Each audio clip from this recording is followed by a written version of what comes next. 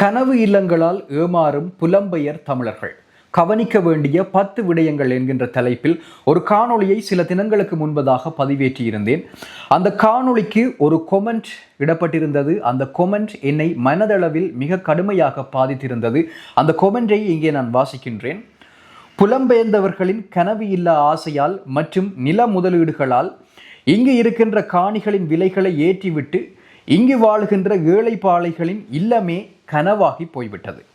யுத்த பாதிப்புகளால் பாதிக்கப்பட்ட மக்கள் புலம்பெயர்ந்தவர்களின் பேராசையினால் மிகவும் பெரும் பாதிப்பை அடைந்து கொண்டிருக்கின்றனர். அண்ணா, புலம்பெயர்ந்தவர்களுக்கு பிற்பாட்டு பாடாமல் இங்கு உள்ள மக்களுக்காக பேசவும் என்று அந்த கொமெண்டிலே இடப்பட்டிருந்தது.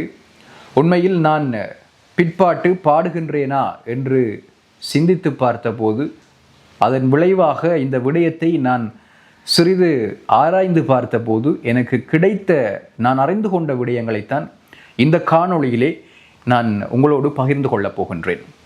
உண்மையில் யாழ்ப்பாணத்தில் இந்த காணி மற்றும் வீடுகளினுடைய விலை அதிகரிப்பு, ஒரு புதிய காணியை இங்கு இருக்கின்ற ஒரு நடுத்தர அன்றாடம் வேலை செய்து சம்பளம் பெறுகின்ற ஒரு குடும்பத்தினால் வாங்க முடியாமல் இருப்பதற்கு உண்மையான காரணம். வணக்கம், நான் உமாசங்கர் ஆரூரன். என்னுடைய வலையொலி பக்கத்தை சப்ஸ்கிரைப் செய்யாது பார்த்து கொண்டிருப்பவர்கள் சப்ஸ்கிரைப் செய்து கொள்ளுங்கள். இந்த காணி விவகாரம் யாழ்ப்பாணத்தில் காலம் காலமாக இடம்பெற்று கொண்டிருக்கின்ற ஒரு மிக முக்கியமான விவாத பொருளாக இருக்கின்றது. இந்த குற்றச்சாட்டுக்கு முழுக்க பொறுப்பானவர்கள் புலம்பெயர் தமிழர்கள் என்பது இங்கே உள்ளூரிலே இருக்கக்கூடிய மக்களினுடைய அல்லது ஒரு சிலரினுடைய குற்றச்சாட்டாக இருக்கின்றது. ஏன் இந்த குற்றச்சாட்டு எழுகின்றது என்கின்ற அடிப்படையை நாங்கள் பார்ப்போமாக இருந்தால் 1980களில் இருந்து மிக அதிகளவான தமிழர்கள் இங்கிருந்து புலம்பெயர்ந்து பல ஐரோப்பிய நாடுகளுக்கும் ஏனைய வெவ்வேறு நாடுகளுக்கும் குறிப்பாக மேற்குலகத்திற்கு புலம்பெயர்ந்து சென்றார்கள். ஆகவே அவர்களுக்கு கடைசி காலத்தில் தங்களுடைய தாய் மண்ணிலே தாங்கள் பிறந்து வளர்ந்த இடத்திலே ஒரு காணி இருக்க வேண்டும், ஒரு வீடு இருக்க வேண்டும் என்பது கனவாக இருக்கின்றது. ஆகவே 1980களில் அவர்களுடைய ஒரு துள்ளல் வயது, ஒரு இளமை பருவத்திலே அவர்கள் சென்றிருப்பார்கள். துடிதுடிப்பு உழைக்க வேண்டிய அந்த பருவத்திலே சென்றவர்கள்.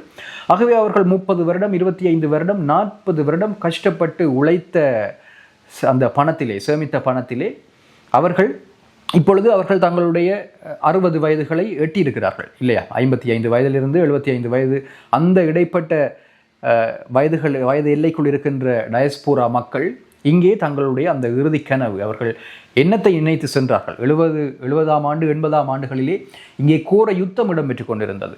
தங்களுடைய வீடுகள் அவர்களுடைய கண்களுக்கு முன்னால் அழிக்கப்படுவதை பார்த்தவர்கள் அவர்களுடைய இல்லங்கள் சுக்குநூறாகியதை அவர்கள் தங்களுடைய கண்களால் பார்த்து விட்டு சென்றவர்கள்.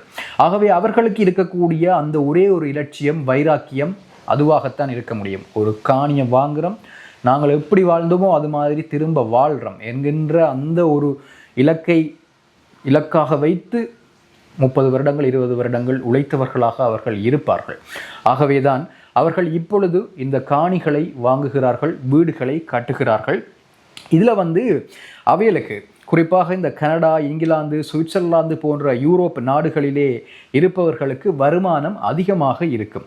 அடுத்தது, உள்ளூரிலே வாங்குபவர்களை விட அவர்களுடைய வாங்குகின்ற திறன் என்பது அதிகமாக இருக்கும். அவர்களால் அதிக விலை கொடுத்து வாங்கக்கூடியதாக இருக்கும்.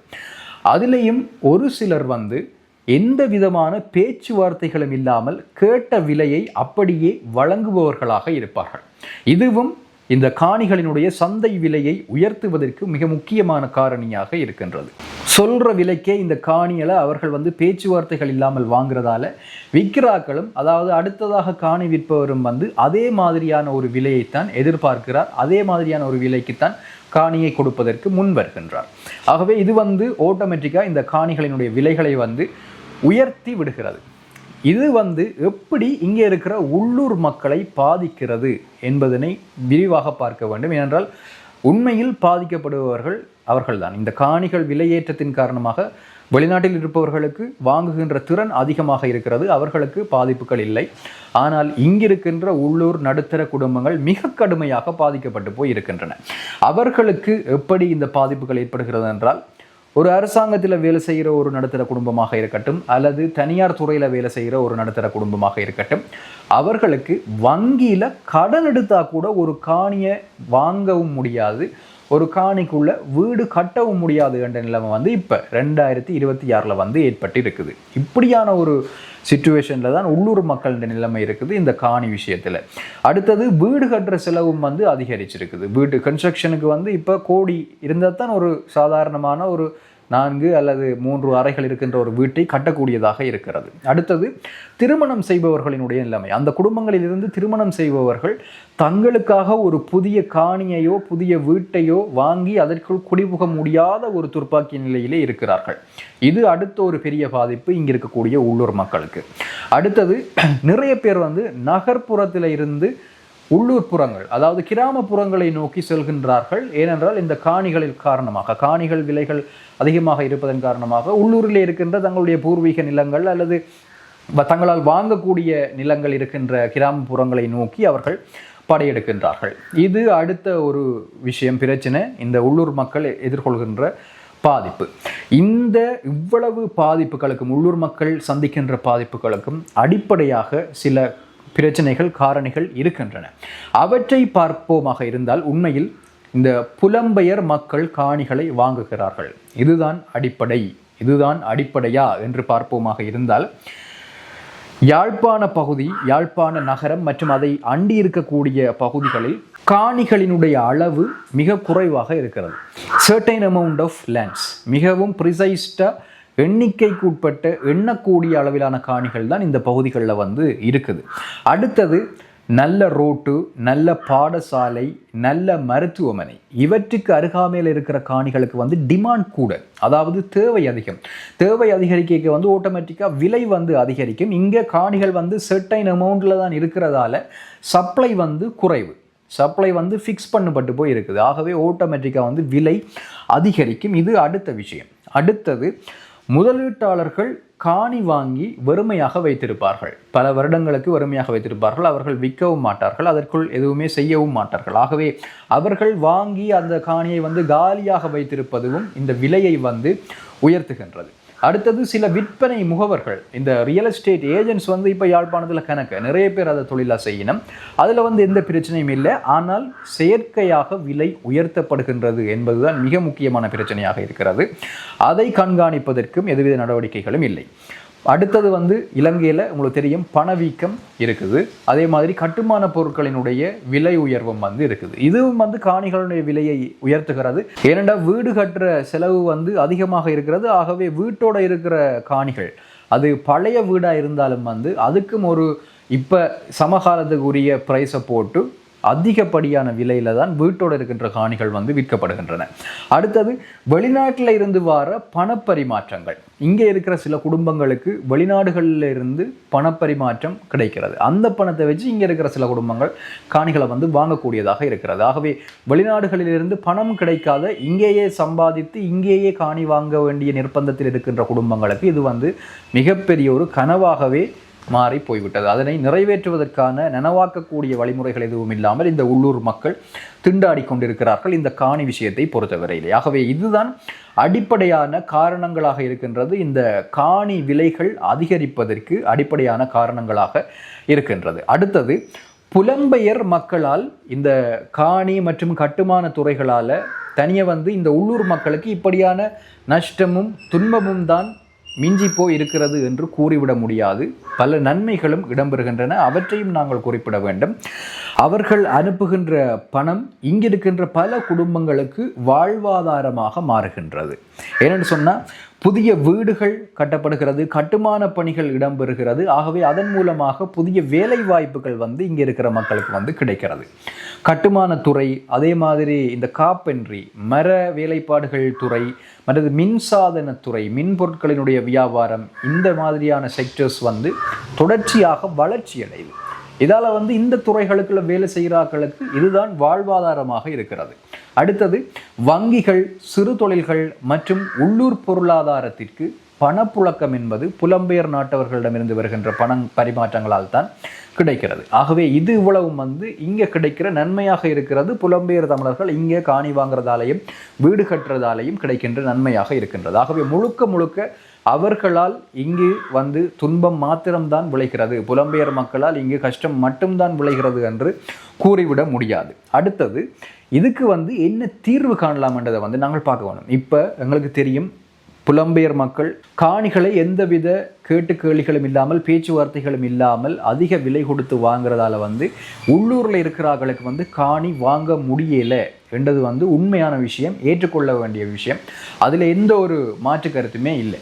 அதே மாதிரி இந்த பக்கத்தில் குறிப்பிட்ட அளவிலான காணிகள் தான் இருக்குது, அந்த பிரச்சனை. மற்றது இலங்கையினுடைய பணவீக்கம், அடுத்தது இந்த ரியல் எஸ்டேட் ஏஜென்ட்ஸ் முகவர்களினுடைய செயற்கையான விலை அதிகரிப்பு, இந்த மாதிரியான விஷயங்களை கையாளுறதுக்கும் கண்காணிக்கிறதுக்கும் கட்டுப்படுத்துறதுக்கும் எந்த விதமான நடவடிக்கைகளும் எடுக்கப்படவில்லை என்பதுவும் மிக முக்கியமான காரணமாக இருக்கின்றது இங்கு இருக்கின்ற காணிகளினுடைய விலை அதிகரிப்புக்கு. ஆகவே இதுக்கு தீர்வு காணணும் என்று சொல்லி நாங்கள் வெளிக்கிட்டால் செய்ய வேண்டிய விஷயங்கள், புதிய வீட்டு திட்டங்கள் மற்றும் குடியிருப்பு பகுதிகளை அரசாங்கம் இங்கிருக்கக்கூடிய மக்களுக்காக உருவாக்கி கொடுக்க வேண்டும். இது ஓரளவுக்கு இங்கே இருக்கின்ற காணிகளுடைய விலைகளை குறைப்பதற்கு உதவும். அடுத்தது காணி பரிவர்த்தனைகளில் வெளிப்படைத்தன்மையை அதிகரிக்க வேண்டும். இதுவும் அரசாங்கத்தால் தான் முடியும். அதுக்குரிய சட்டங்களை ஏற்பாடு செய்து இந்த காணி பரிவர்த்தனைகள், இப்பொழுது நடக்கின்ற அதிகமான காணி பரிவர்த்தனைகள் மூடியதாக மறைமுகமாகத்தான் இடம்பெறுகிறது. ஆகவே இந்த காணி பரிவர்த்தனைகளில் வெளிப்படைத்தன்மையை மெயின்டைன் பண்ணினால் இந்த காணி விலைகள் குறைவதற்கான வாய்ப்பு இருக்கிறது. அடுத்தது செயற்கையான விலை உயர்வு. அதை நம்ம சொன்ன மாதிரி ரியல் எஸ்டேட் ஏஜென்ட்ஸ் செயற்கையாக விலைகளை அதிகரிப்பதை அரசாங்கம் நிச்சயம் மனம் வைத்தால் கட்டுப்படுத்த முடியும். அடுத்தது உள்ளூரில் முதல் முறையாக வீடு வாங்குபவர்களுக்கு எதுவிதமான சலுகைகளும் இங்கு வழங்கப்படுவதில்லை. அவர்களுக்கு ஒரு சலுகை வழங்கப்பட வேண்டும். குறைந்த வட்டி விகிதத்தோடு அவர்களுக்கு அந்த வீட்டை வாங்குவதற்கோ அல்லது அந்த காணியை வாங்குவதற்கோ ஒரு வட்டி கடன் திட்டம் அறிமுகப்படுத்தப்படுமாக இருந்தாலும் இங்கு காணிகளுடைய விலை குறைவதற்கான வாய்ப்புகள் இருக்கிறது. அடுத்தது நகர வளர்ச்சியை மாத்திரம் பார்க்கின்ற அரசு அதோடு சேர்த்து கிராமப்புறம், நகர்ப்புறங்கள், புறநகர் பகுதிகள், அவற்றில் இருக்கக்கூடிய காணிகள் வீடுகளினுடைய வளர்ச்சி குறித்தும் கவனிக்க வேண்டும். அவற்றை வளர்ப்பதற்கான சில திட்டங்களை உருவாக்கினாலும் காணிகளுக்குரிய தேவை குறைவடைந்து இந்த காணிகளினுடைய விலை குறைவதற்கான வாய்ப்பு இருக்கிறது. ஆகவே இவ்வளவுத்தையும் செய்வதற்கு இந்த பக்கத்திலே இடம் இருக்கிறது. ஆனால் அதற்கு எங்களுடைய அரசியல்வாதிகள் தயாராக இருக்க வேண்டும். எங்களை பிரதிநிதித்துவப்படுத்துகின்ற அரசியல்வாதிகள் அரசாங்கத்துக்கு ஒரு அழுத்தத்தை கொடுக்க வேண்டும். இவ்வாறான திட்டங்களை இங்கே செய்வதற்கு அவர்கள் முனைப்பு காட்ட வேண்டும். ஆனால் அவர்கள் தயாரா என்பது மிகப்பெரிய ஒரு கேள்விக்குறியாக இருக்கிறது. அவர்கள் வேறு வேறு பிரச்சனைகளிலும் வேறு வேறு விடயங்களிலும் மிகவும் பிஸியாக இருக்கிறார்கள். ஆகவே தனியே புலம்பெயர் தமிழர்கள் மாத்திரம்தான் இந்த காணி விலைகளை அதிகரிப்பதில் செல்வாக்கு செலுத்துகிறார்கள் என்று கூறிவிட முடியாது. அவர்களும் ஒரு காரணமாக இருக்கிறார்கள். அதே நேரத்தில் இங்கே செய்யப்பட வேண்டிய திட்டங்கள், அமுல்படுத்தப்பட வேண்டிய விடயங்கள் இன்னமும் கிடப்பில் இருக்கிறது என்பதும் இதற்கு ஒரு காரணமாக அமைந்திருக்கின்றது. ஆகவே புலம்பெயர் தமிழர்களோடு சேர்த்து இந்த காணி பற்றாக்குறை, முதலீட்டு நடைமுறைகள், நிலமுகவர்களினுடைய செயற்பாடுகள், பொருளாதார மாற்றங்கள், பணவீக்கம் மற்றும் கட்டுமான செலவு ஆகிய பல காரணிகள் இணைந்துதான் இந்த நிலைமையை உருவாக்கியிருக்கின்றன. யாழ்ப்பாணத்தில் காணி மற்றும் வீடுகள் தொடர்பிலே இந்த கடினமான நிலை உள்ளூர் மக்களுக்கு ஏற்படுவதற்கு இவை அனைத்தும் தான் காரணமாக இருக்கின்றன. இதுதான் என்னுடைய நிலைப்பாடு. உங்களினுடைய கருத்துக்களை பதிவு செய்யுங்கள். மற்றும் ஒரு காணொளியில் சந்திக்கலாம்.